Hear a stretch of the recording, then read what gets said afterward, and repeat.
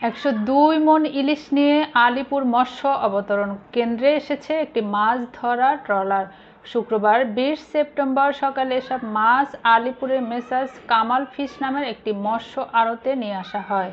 পরে মাছগুলো নিলামের মাধ্যমে বিক্রি হয় ১৯,২০,৩০০ টাকায়। মাছগুলো মূলত গতকাল কুয়াকাটা থেকে পূর্ব দক্ষিণ দিকে ৯৫ কিলোমিটার গভীর সমুদ্রে ধরা পড়ে। খোঁজ নিয়ে জানা গেছে, এফবি নাহিদা আক্তার নামের মাছ ধরা ট্রলারটি গত ১৬ সেপ্টেম্বর আলিপুর সার ঘাট থেকে সমুদ্রে ফিশিং করতে হয়। ৩ দিন সমুদ্রের বিভিন্ন এলাকায় জাল ফেলে কাঙ্ক্ষিত মাছ পায়নি। বৃহস্পতিবার জাল ফেলে ১০২ মন মাছ পেয়েছে।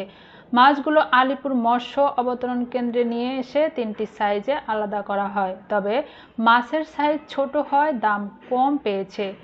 ৬০০ গ্রাম থেকে ৮০০ গ্রাম ওজনের মাছ প্রতি মন ২৫,০০০ টাকা, ৪০০ গ্রাম থেকে ৫০০ গ্রাম ওজনের প্রতি মন মাছ ২০,০০০ টাকা এবং ছোট সাইজের প্রতি মন মাছ ১৫,০০০ টাকা দরে বিক্রি হয়েছে।